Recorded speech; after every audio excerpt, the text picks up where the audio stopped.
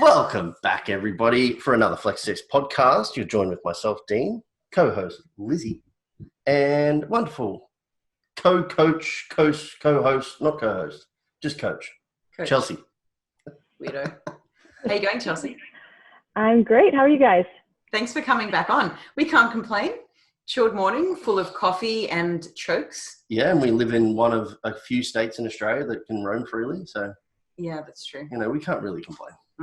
For those who think that me and Dean are really kinky and are choking each other out, I'm practicing some BJJ submission moves on Dean, and I learnt at the triangle choke last night, and I tried it on Dean this morning.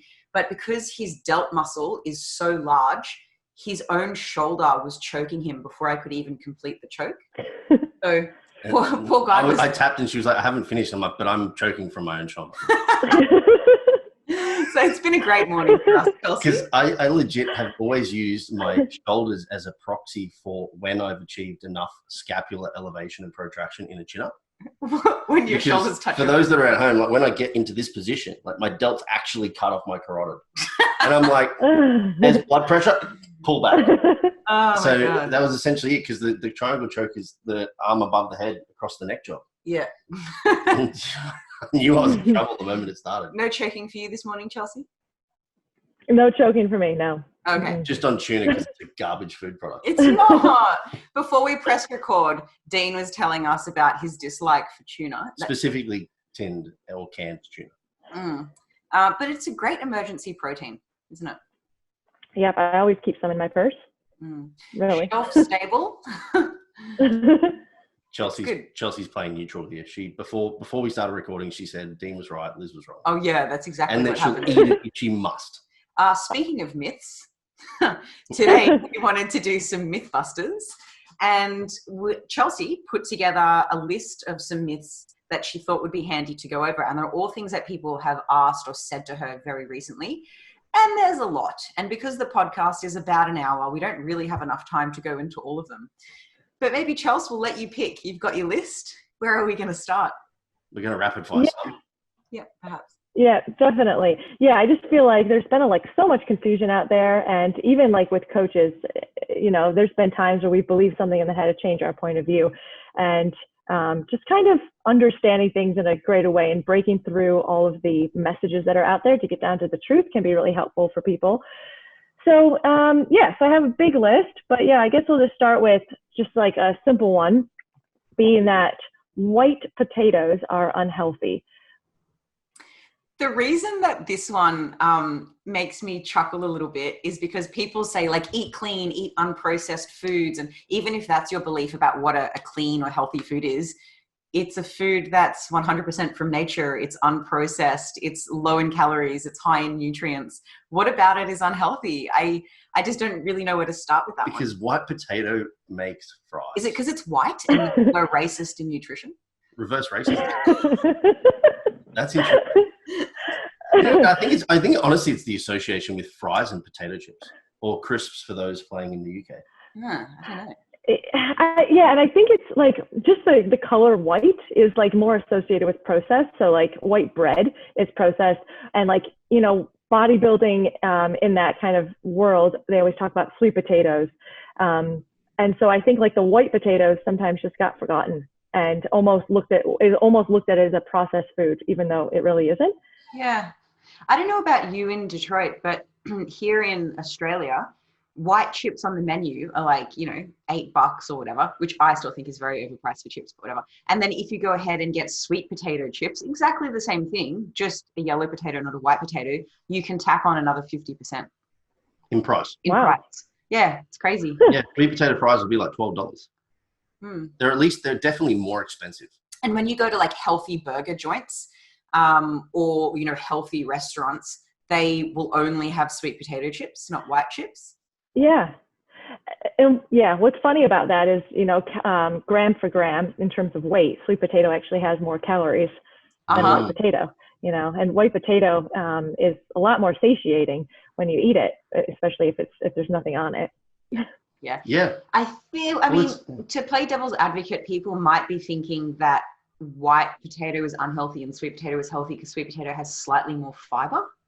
But that's like saying cucumbers are unhealthy because they don't have as much fiber as, I don't know, let's say like flax seeds. But we can't just compare foods or put them on a scale of healthy to unhealthy based off fiber, because there's lots of other nutrients that we want to consider as well when thinking about how nutrient dense is this food. So I'm still kind of lost where that comes from. I just think it's varied micronutrients, but varied doesn't mean better or worse. It just means varied. Yeah. You know, because they're like white potatoes are full of nutrients, full of good stuff. So are sweet potatoes, but sweet potatoes are also more calorically dense, like Chelsea said. So interestingly speaking, so long as you're eating other oranges and other yellows in your vegetables, you could probably actually eat more white potato, be more satiated, and quote unquote potentially be healthier because it would be easier to manage body weight. There you go. Do you have spotlight potatoes, Chelsea, where you are? No, not over here. Have you heard of them? Yeah, I had them when I was in Australia. Yeah. Can you taste the difference? Yeah, the texture is a little different. They're terrible for chips. Yeah. We like to put our white potato chips, because we're so unhealthy, in the air fryer, and they don't go as like mashed potato-y in the middle. They don't go as soft. Or as crispy on the outside. Yeah. The one cool thing about the Spud Lights, though, is they are lower fiber than typical white potatoes. So you get 1% less carbs. Like, woohoo! Not a lot. You know, so it's not really worth it for the volume, but they are less fiber. So you don't like jack your fiber up through your diet like crazy when you're eating a kilo. Yeah, well, it depends what you're doing, because I have some people that eat so much plant food that their fiber's too high and they just can't go for things like blackberries and raspberries because it just, so they have to consider lower fiber foods. Whereas other people who typically are plant food avoiders need to lean towards more fibrous foods. So yeah, it's context dependent. Yeah, I'll spudlight people in a contest prep peak week because it means I can get more potassium in through potatoes and carbs and less fiber. But then in normal life, I just write white potato. Yeah. Hey, Chelsea, do you want to talk us through where potatoes sit when we're talking about the energy density scale and the nutrient density scale? Sure. So potatoes sit lower on the energy density scale, meaning for their weight, they will have a lower amount of calories. So you can eat a higher volume of potatoes for a lower amount of calories than, say, something like pizza or chocolate. But in contrast, they also have high nutrient density, which is great because it has a lot of vitamins and minerals that we are looking for. So not only can you eat a higher volume of potatoes, but also you're getting a lot of nutrients with it. So it's actually a really healthy food for you to eat. Yeah. Yeah, so my confusion to why people say that white potatoes are unhealthy is only increasing because it's lower in calories and high in nutrients. So what the? And one of the most satiating foods you can possibly eat when boiled. Yeah. That's right. You know, it's actually, well, I like to add a bit of butter and salt to my mashed potato. Yeah, you should add that asterisk of when boiled with no additional flavor. All right, we've got to live a little, Dean. And eaten without water. Exactly. All right. Well, let's move on to the next one. We've just done each other over twice. I was going to say, Liz needs to hit you up with the next myth. Chelsea's got it. Go on. Okay. So the next one we'll talk about is how some people think that they should avoid fruit because of the high sugar. Rightio. I have a friend who has an uncle who's an alcoholic. His choice of drink is wine. So he drinks fermented grapes, but he doesn't eat fruit because it's got too much sugar in it, unless it's fermented in a wine, apparently, which is a really weird contrast of behaviors. Where do you think this one comes from, Chelsea? Gosh, I think this is just like not seeing the trees through the forest or the forest through the trees kind of thing, where people are just too narrowed in on something. I think when you hear something so black and white, just don't have fruit and you can lose weight or you can see big changes, it's just something that people can remember and grasp onto. And sometimes when those connotations get stuck in our head, it's hard to get rid of them until you kind of really understand the bigger picture. So I think that's kind of where, because fruit does have, most fruits do have higher sugar content than vegetables or other whole foods. But I think the bigger picture is to say that there's probably other things that you could look to improve on your diet before taking out a food group like fruit, because while the sugar is higher, it's all natural sugar, and there's a lot of fiber and vitamins and minerals included in it as well. Yeah. Well, I mean, so it's a little bit different. higher sugar than vegetables, but vegetables are the food that's the absolute lowest in calories and sugar. So if we compare it to the absolute lowest, yes, it has more, but it's got far less than like lollies and and sauces and bread and things like that. How about, where does fruit sit on the calorie or energy density scale and the nutrient density scale? It depends on the type of fruit, but if we're talking about fresh fruit, something like berries or peaches, that one has lower energy density, so meaning that you can have a higher volume of it for less calories. And obviously we talked about how there's higher nutrient density in it. So that's the best. But then as you get down, like there are some fruits that are higher in terms, like comparatively. So things like apples and bananas may have more carbs in them than some of the other fruits like watermelon or things like that. So it depends on the type of fruit, and obviously if you're going for dried fruit versus fresh fruit. Yeah, there's a huge difference there. So bananas are like 20% carbs, meaning for 100 grams of banana, you're getting 20 grams. So they're the highest of the fresh fruit. Apples are like 12%, and pears as well, if I remember. Whereas grapes up there. Yeah. Whereas strawberries have 4 grams of carbs. They are the king of fruit. Yeah. When it comes to energy density anyway. Cheap right now in Australia too, so I've been smashing them. So, I mean, we're ranging there anywhere between 4 and 20, which seems like a tight range, but still 20% carbs isn't that much when we consider the energy density of, like, let's say pasta or rice or other carbs. It's still low, even if you're looking at the highest fresh fruit. Yeah. Yeah, so again, and typically extremely satiating too. Like there's some really cool research on just eating a piece of fruit or a vegetable prior to a meal, reducing the amount of calories you then consume thereafter. Because they do have, like you said, Chels, lots of vitamins and minerals, lots of fiber, and the energy density is quite low, which means they're quite voluminous in water. So it's going to fill you up more. Yeah, Dean's talking about a concept called preloading. And you can do preloading very wrong. If people try and preload on food that has high energy density, you tend to actually increase the amount of calories that you eat if you combine the calories of your preload or your snack before the meal and the actual meal. But if you combine the calories of a low energy dense preload, so fresh fruit and vegetables, plus the calories of the meal, you end up eating less when you consume fruit beforehand.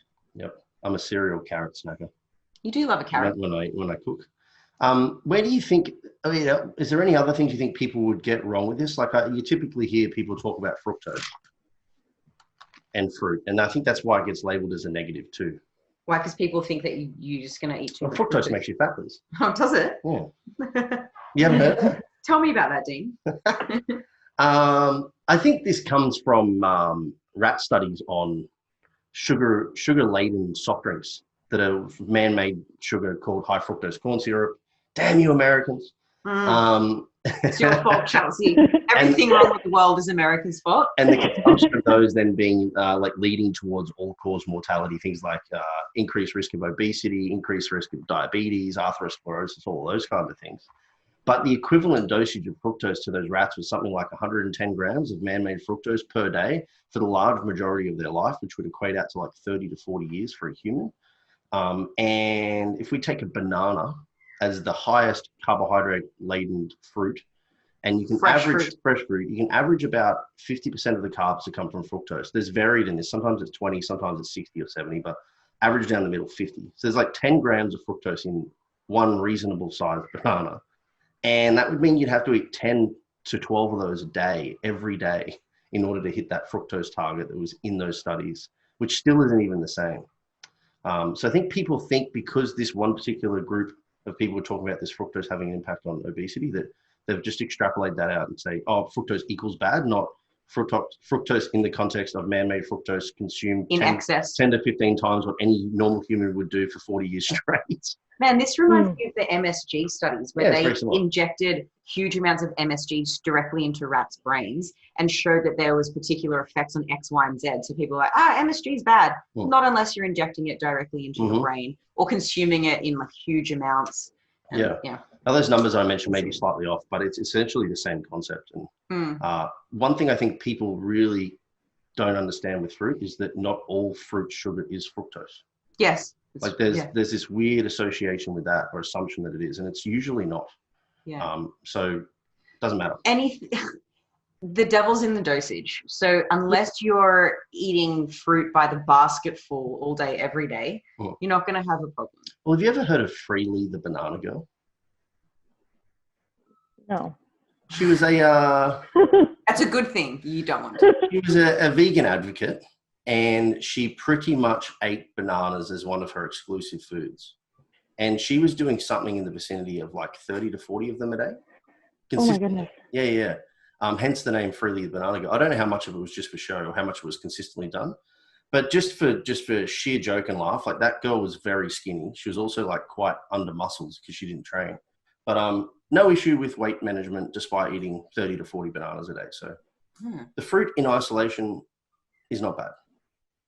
Mm-hmm. Yeah, right. So the point there is like the fruit didn't make her fat even though she's eating far too much of it. Yeah, even though she's eating an excessive amount because her calories were controlled because she wasn't eating other fat-laden foods and like calorie-laden foods, and she was within the energy balance that her body needed. And despite the fact that it was primarily coming from fruit, it didn't matter. Yeah.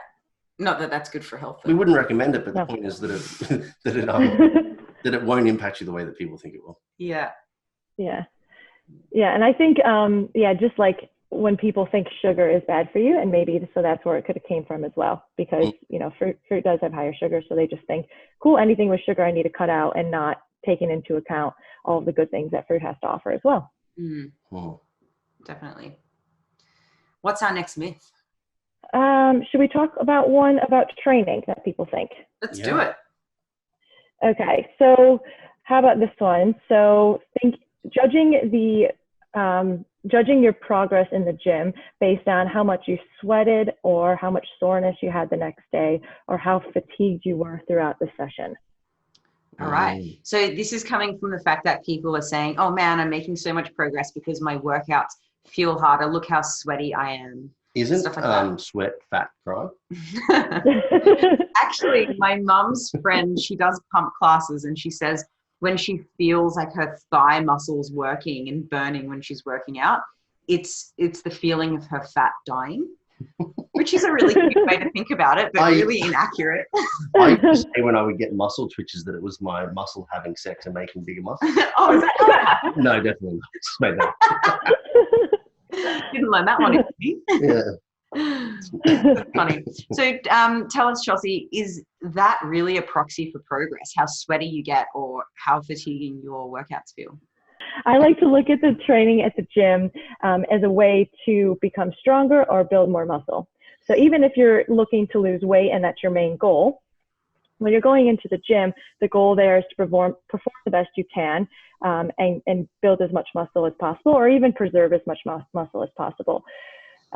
So the only way to do that is to continue to practice the same movements over and over and get better at them, develop better skill, better technique, and then eventually increase the load and increase your control, which will help you to make progress.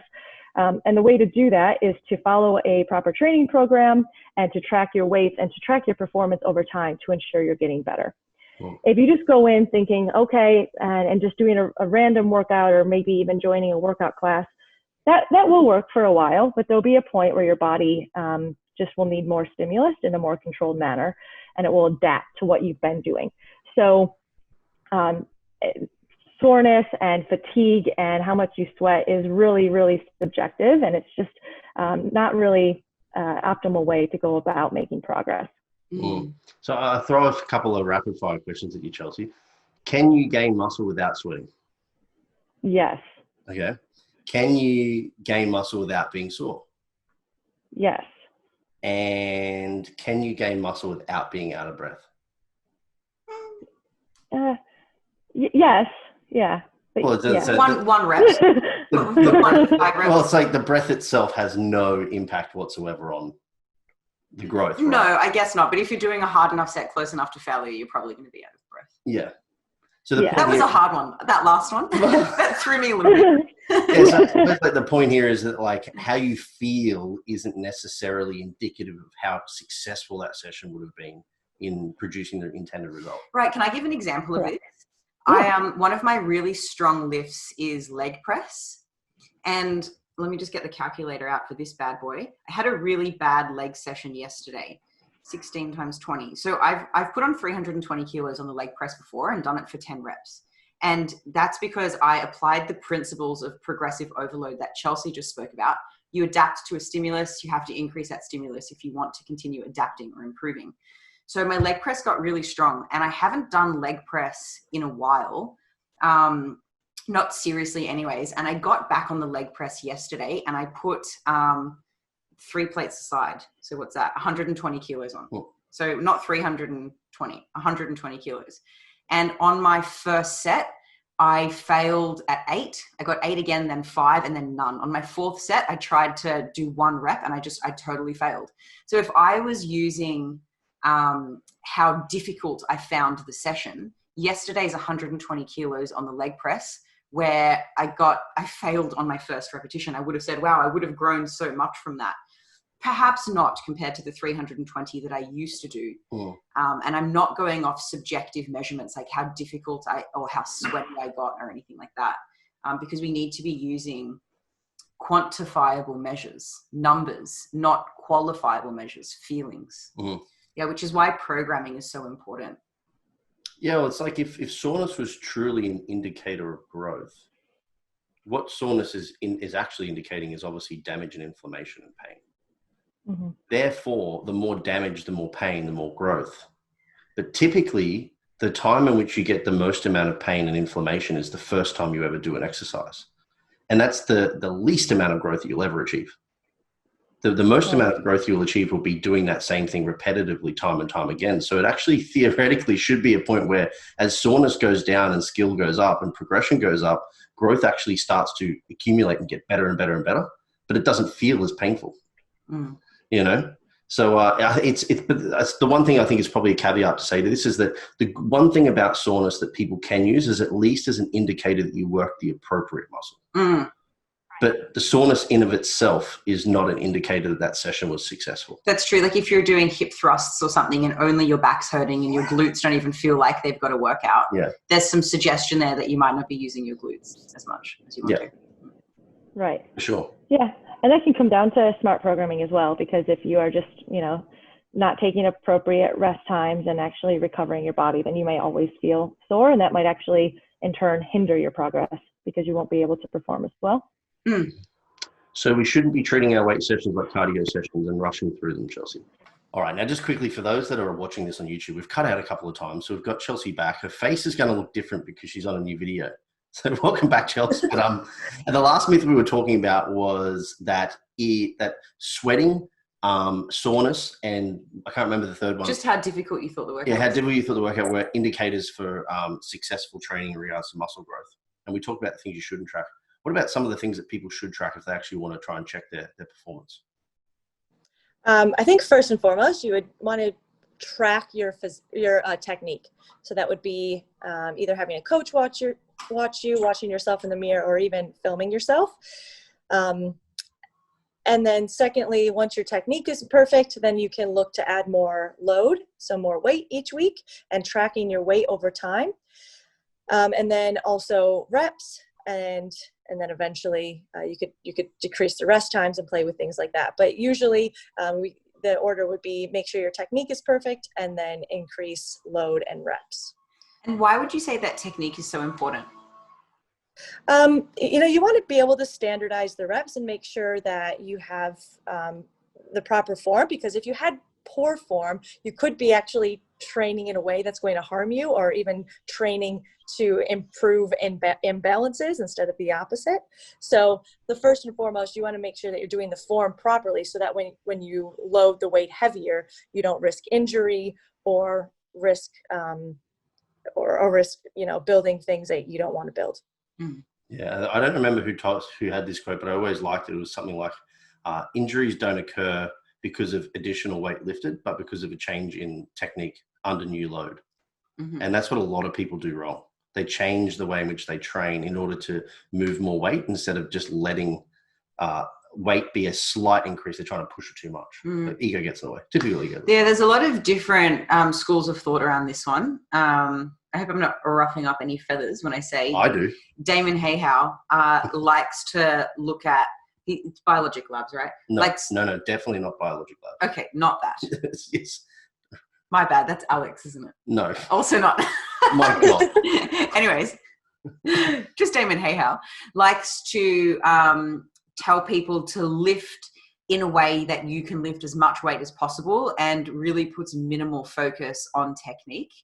And yes, it gets you bigger, stronger lifts in the short term, but they tend to get injured so frequently that they take so much time off training and there's so many missed opportunities. So really with this, it's slow and steady wins the race would be the method that you want to go for here. Yeah. Yep. Yeah. And I like your point about like not getting too greedy too fast. So, you know, if you were to deadlift once a week, every week, and every single week you added 1 kilo to the bar in 24 weeks, you know, if you had a straight progression, you'd be lifting 24 kilos more. So over time you get a lot stronger. Then looking back, you can kind of see your projection. And I think you always kind of look how in the way that you lift. So the better your form and the heavier that you lift, typically the better your body will look as well. Yeah. While we're on technique, do you want to just give us a quick rundown of range of motion, what it is and why it's so important? Range of motion. Yeah, sure. So like bringing your muscle through its full range, basically. And it's so important because if you don't go through the full range of motion, you're missing out on really engaging that muscle to its full capacity.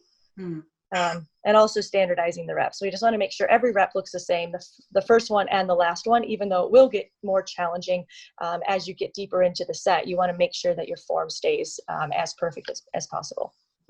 Again, using leg press as an example, a short or shallow range of motion would mean that, you know, I unwrap the sled of the leg press and I only bend my knees a small amount before I straighten them back out. And I'm like 1 rep, 2 reps, and sure, I can do way more weight, but I'm going to have much more stimulus and get much more benefit from maybe halving the weight or taking a significant amount of weight off and bringing my knees all the way to my armpits, if I can get that far, and pushing back out. And it's not as good for your ego because you might only be pushing 300 kilos as opposed to 500 or 600 kilos. But it's not about what people think about your leg press or how much weight it looks like you're using. It's about what's the actual benefit to you from that exercise. Yeah. I also think full range of motion will decrease the necessity for you to then do like adjunct exercise to maintain range of motion and mobility, because if you train through a full range, you likely will also be able to move through a full range in day-to-day passively and actively in day-to-day life. Yeah. Do you, Nadine, talk us through when it might be appropriate to do like shallow reps, like maybe accessory work on bench or something?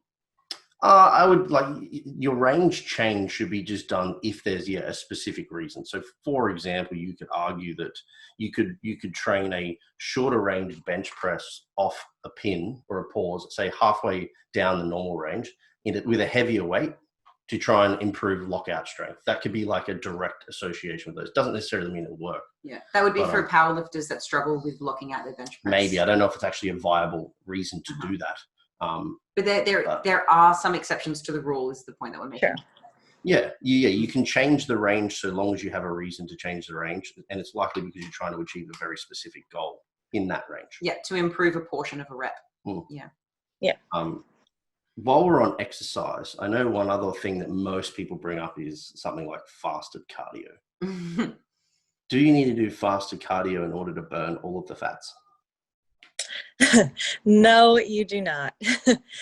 I think this is another one where you have to look at the bigger picture. So wherever you do your cardio, you'll be burning basically the same amount of calories. So you just have to then look at what else you're eating throughout that day. Because if you burned 300 calories in the morning, but then you still ate, say you're following a macro strategy and you're still eating to your maintenance calories, well, it doesn't matter what time you did it. Yep. Yeah. If you feel good, if you feel better getting up in the morning and doing your cardio straight away, then that's up to you. But if you're somebody that feels better after, being awake for a few hours and maybe eating before, having some more energy, then it'd probably be better to do it in the afternoon because you'll get more out of that cardio session anyway. Yeah, so you're sort of suggesting here that the option for doing it in the morning is more got to do with setting up your day, how you feel and preference than it does to actually do with the burning of calories. Yeah, exactly. Yeah, I like that. Yeah, I don't like to eat breakfast too early. because then, you know, I'm awake for 14 hours, 16 hours of the day, something like that. And if I start eating too early, I have to spread my meals out too much. So I actually take my dog out for a walk in the morning and I don't eat for like an hour or two after I get up, only because that works better for me, because then I have a shorter eating window and I don't feel as hungry. But I'm not doing it because #fasted cardio. So it's not to say that fasted cardio is bad, but it's just not any more beneficial. That's right. Yes, for the most part. For the most part. I'm only going to say that because contextually, if you were ever a performance-enhancing drug-using athlete, there may be some benefit to potentially timing some stuff with some different pharmacology. But that's a whole other kettle of fish. And we're not talking to those people, so it doesn't matter. But yeah, do it when you can do it the most consistently. Are you interested in giving us a little insight into that? No, I don't think it's necessary for this podcast. It's probably something you'd unpick further on a podcast that's maybe very specific to that. But the long and the short of the story would be is that there are certain ingredients or substances you can take that will drive up the opportunity to break down and utilize fats. And if you can do that in an environment where there's no other energy going in via food, then you're essentially maximizing that process just to be a little bit better. It still comes down to energy balance. You can't beat energy balance with drugs.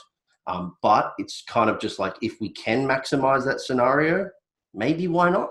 But if it's a burden on your life, then that doesn't matter. It's completely irrelevant again, which is still the same scenario as what Chelsea was talking about before. It's not a low-hanging fruit. No. You're going to get way more benefit by focusing on adequate protein intake, sleep, recovery, smart programming.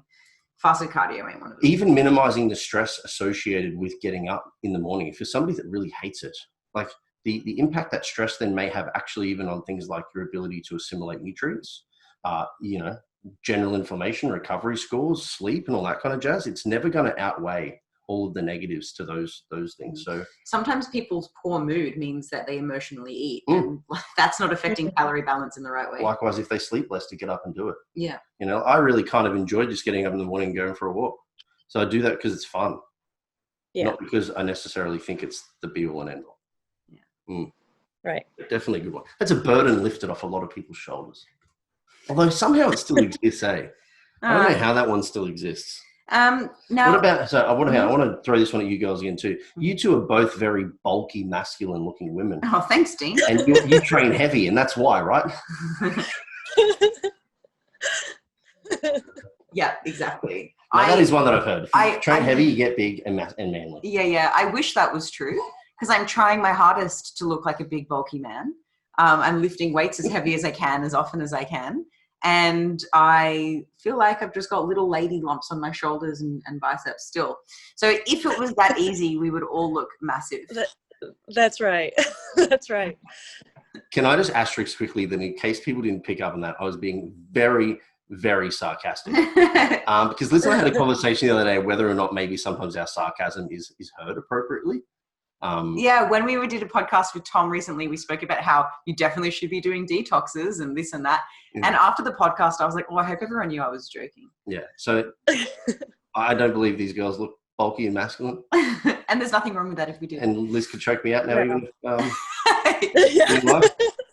that is one. So you're not going to get massive if you start lifting weights. No, I mean, some women are just more genetically lucky in the sense that they put on muscle faster than others, or maybe their nutrition does support muscle gain. So some women grow muscle better than others. Actually, I'm quite short, so just an extra kilo or two of muscle on me is visually significant, whereas on someone taller, not so much. So it's not like it's impossible to look big and bulky, whatever that means to you. But just for most women, unless all your ducks are in a line, it ain't going to happen. Yeah, I think that's the key thing, is whatever that means to you. I think when people that aren't, people that go to the gym all the time, or maybe just starting out in their lifting career, when you see people on Instagram, women that may be on enhancing drugs or just dedicating their lives to it, and this is what they do, and this is the way they want to shape their body, that's a lot different from walking into the gym and, doing training 4 times a week. Yeah. There's a lot more that goes into it. And then, to that point, nutrition. So, for example, I've just come out of a comp prep, where I was my leanest. So I didn't look bulky at that stage, but as I start to put on more body fat, that's going to make me a little bit bigger, which may give the perception that I'm a little bit bulkier. But that's all part of the process, and that's something that I've chosen to go through. By controlling your nutrition and your goal, I think that you can change how your body looks. Yeah, but you're looking a little bit, you don't look bulky at all, by the way, but you're looking a little bit bulkier now because you've put on body fat. It's not because you're lifting heavy weights. You've always lifted heavy weights. It's your body fat that makes you look a little different. That's right. Yeah. And all of the intramuscular glycogen. It's so difficult to say because I actually do get called a man sometimes because I'm more muscular than some women. But when I compare myself to actual bodybuilders and bigger women, I feel like a little ant. So it's all in perception. So I'm sure some women look at me and like have a little like vomit inside, and that's okay because I'm not for them. But it's all just like, who are you comparing yourself against? And the answer should be no one, ideally. But big and bulky, so subjective, isn't it? Yeah, and we also have to really appreciate one. Chelsea brought this up very quickly, is that there are a lot of women out there that are using enhancing substances that you wouldn't even imagine that they're using. Like, there's a lot of women that use stuff now. So it's not a fair representation of what would happen to you naturally when you train. And then secondary to that too, Photoshop and Instagram and everyone's best good lighting angles. Being on your own makes you look a lot more muscular as opposed to standing next to somebody else who's very similar size. Like, there's so many factors at play that are giving people a warped or morphed perception of what a muscular woman looks like than what it actually looks like in person. So it's funny because I do see some girls that put up really muscular photos on Instagram. I think they all look fantastic because there's so many different ways to be beautiful, and I think they all are. But then I'll see them in the gym and I was like, oh, they just look way smoother and less, like, still just as beautiful, but just on Instagram, they look so lean and so sharp, and like their muscles look so lumpy. And in person, when they don't have a pump, when the lighting's not on them, when they're not like twisted in this weird angle, they just look fit. You mean the reverse look back booty pose? Yeah, like that one. Yeah, it's a good pose though. I don't know how you do it. Hurts. I've never done it. Lots of practice. Are you going to practice and then teach us? Sure, I could probably do that. Dean has a bubble butt. You'd be good at it. So what about the reverse of this then? Does that mean that you as women should do lots and lots of reps to get toned? Oh. I hate the word toned. Why? It really annoys me because How does one grow a toned muscle? Look, muscles can do a couple of things. They can shrink or they can grow. Fat can do a couple of things. It can shrink or it can grow. So when women say I want to look toned, what they mean is I want to have less fat and or I want to have more muscle. So we're going to lose fat by taking charge of our nutrition, eating in a hypocaloric diet or a deficit, and building some muscle. So how do we build muscle? We need to look at your volume, how frequently you're training that muscle, how close to failure you're getting in your sets, your recovery, all of that stuff. So that's why I hate toned, because what does that mean? Like, you mean you want to lose fat, or you mean you want to build muscle? Like, let's get to the point, ladies. Yep. Yeah. So the answer is unequivocally no. The answer is, what the fuck is toned? That's the answer. I can't answer that question because tone doesn't mean anything. No, well, let's draw this back. So, like, let's just say toned meant a reduction in body fat and increase in muscle mass. Okay. Chelsea before was talking about the things that we should measure if we want to grow muscle mass, and it's not based on sweating and burning, but rather it's based on progressive overload. And the same rule applies. Yeah. Mm-hmm. Yeah. So those that are doing 1,000 reps for toning, chances are you're probably not progressively overloading. Yeah, exactly. And you're probably not coming as close to failure as you need to build muscle over time. So the people that are doing higher reps and lighter weight for a significant amount of time, they're more just taxing their cardiovascular system and just becoming fatigued rather than actually making any progress. Yeah, so we need to get in close proximity to failure, and it becomes increasingly more difficult to gauge that the more reps you do. Yeah, just for those that are thinking, what does it mean to get close to failure? Sorry for those that find this painfully obvious. It just means that you can't physically do another repetition. Let's say that I use a particular weight for bench press, and on my 8th repetition, my arms are shaking, and that's the last one that I have. If I stopped at 6 reps, I had 2 reps in reserve. I could only have done 2 more before I failed. Yep. Yeah. So we want to be getting close to failure. That's where the magic happens. So you will feel a burn, but the burn is not necessary. The burn's in your soul. Well, the burn is the the result of the effort that's necessary to grow muscle, not the stimulator thereof. It's like a symptom of. That's better language. Yeah, it's a symptom, not a causative factor. What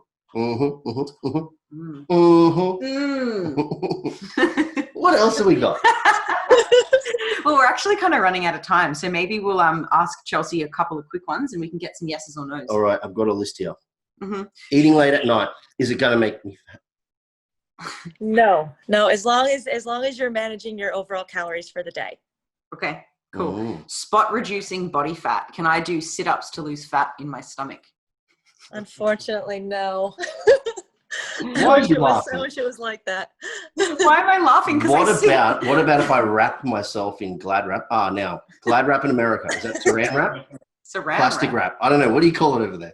What if I put deep heat on my belly and then wrap myself in plastic? Okay. Yeah. The answer is yes. And go for a fasted cardio walk. The question would be is why didn't you wrap your legs up, you dickhead? And wrist weights and ankle weights at that. Oh my God. Love it. And you got to walk with a little punch? Yeah. Hey, can I give a really quick inappropriate story? No, that's not what this podcast. This podcast is serious. My old training partner, shout out to Adam, he brought deep heat to a training session once, and I've never used it before. You know this story? Yes. And I said, how hot does it really get? He was like, oh, pretty warm. And I was like really hot? And I go, if I put it on my nipple, would it burn? And he goes, don't do that. That's a dumb idea. And knowing that Adam has a low pain tolerance, I thought, can't be that hot. She'll be right. And so I put a little on. It was a terrible idea. I was in the sink of the locker rooms for a good 20 minutes, like with my boob out in the sink, trying to get it off. It didn't make for a good training session. You should try saran wrapping your face. Good times, guys. Terrible. Good times. Yeah. That was the first and last time I'll ever put deep heat on my nipple. Gosh. Have I sidetracked us? No, we've said that one. Okay. Oh, what about fresh is healthier for food? Instead of canned or Instead frozen? of canned or frozen. Not true. Nope. The nutrient quality isn't going to change very much. So that's kind of just like focusing on the wrong things. If it's more convenient for you to have frozen or canned food, then go for it. So you mean more important eating canned vegetables as opposed to eating no vegetables at all is better? That's what I'm saying. Amazing. Genius. All right. So we're going to wrap it up with something worth sharing. Oh, yeah. Do you have any something worth sharing for our peoples? Well, as a group, we've just gone through the motivational interviewing course. But I'm going to stop you there because Tom shared that. That's all right. What? Yeah. He did. He's got one up on you. You're going to choose that one. That's the one I was planning on sharing. What about a fictional book? What's a book you've been reading? Well, I just finished a book. Chelsea, while you're looking at yours, I'll give us something worth sharing. You keep looking. Okay. I just finished, well, I've got a few pages left to be fair, 7 Habits of Highly Effective People. I like to think I'm highly effective. So I thought the habits would be like, make sure you wake up early so you can get more done. Like I thought they'd be like little things like that. And I was like, I'll read the book and see what few gems I can find.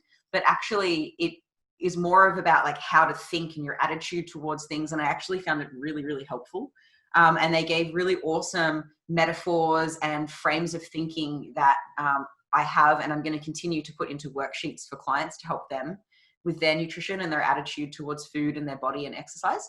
So that's something worth sharing. 7 Habits of Stephen Covey, I believe. Yeah, cool.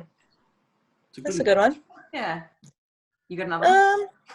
Well, I know. I just looked at my bookshelf here. So one book that I've been like continuing to reference over the past couple of years is this one from Brett Contreras, the Glute Lab.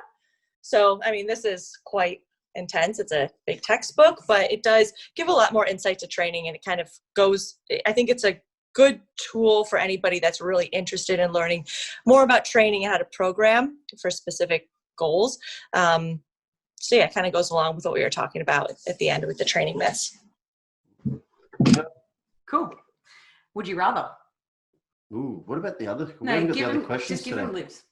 Yeah, no, but so we haven't got the questions from the normal ones. So anyway, Chelsea, would you rather eat anything that you want in whatever quantity and not gain weight, but you're about 15% off from being bald for the rest of your life? So you've just got patches. So you've got some hair there hanging on, it's a bit frizzy. Everybody knows that you've got something going wrong, but, or just live your current lifestyle where you have to restrain, do a little bit of extra, and live in your current body. You'd look sexy as a bald lady. You said bald. Bald? Oh my God. Why do you do that? I don't know. I can't get it right, Dean. Just accept it. Just move on. I would choose to be partially bald, I think. You would? Really? Yeah, I would. Yeah. Wow. I love to bake, and if I could just bake and eat all of the things that I bake, I think that would be awesome. Look, as soon as you look in the mirror and you're unhappy with all of your hair falling out, just eat a muffin and you won't feel sad. That's right. That's right. Oh, I'm impressed. Oh, she recently finished comp prep, so you can't blame Yeah. Man, that's true. I've been hanging for a good cookie for a long time. Yeah, you have been. I haven't found one. I can't bake, so he's hanging for a good cookie and a good cheesecake. Can't make either of them. Sorry, Dean. Oh. Yeah. I wish I could come over there and deliver you some because I make the best cookies. Oh, maybe send me a recipe and then I'll make it for him. She's like, hell no. Okay. Saving for that hair fallout moment. Is it the 7 secret spices that you can't share, or is it not a secret recipe? No, I'll share it with you. It's mostly just a lot of sugar and a lot of butter. So nothing healthy there. That's why I would choose the hair falling out one. That's funny. Can you make a single cookie batch so you only have to eat one? What, you one do cookie? Like just one big cookie. Well, like 5 grams of sugar, 1/4 of an egg. Well, no, I don't want a 20-gram cookie. I want maybe a one cookie that's like 3 cookies. Well, that's still 3 cookies. Yeah, but I mean, nobody makes a 3 cookie batch either. Oh my God. Anyways, we'll wrap it up with what's going on with Flex. Our Life After Dieting book, of course, as always, is still available to teach people how to let go of macro tracking once you've achieved a goal. Because some people feel like if they stop tracking their macros, they're just going to explode into a big ball of fat. And that doesn't necessarily have to be the case. So Life After Dieting, we've got consult calls. We do once-off training programs. Of course, we do one-on-one coaching as well. And we're working on some final touches for our post-comp recovery program and our nutrition the dieting course. Yeah, the dieting blueprint. I wasn't sure if we'd confirmed the name of it yet, which is why I stumbled on saying it. So if you want to register your interest for the dieting blueprint or the post-comp recovery program, jump over onto the website and you can leave your interest there. Yep. Or the easiest place, honestly, is quick links on Instagram bio. Oh, yeah. It has all of the fast links for that stuff. There you go. Too easy. Thanks for joining us today, Chelsea.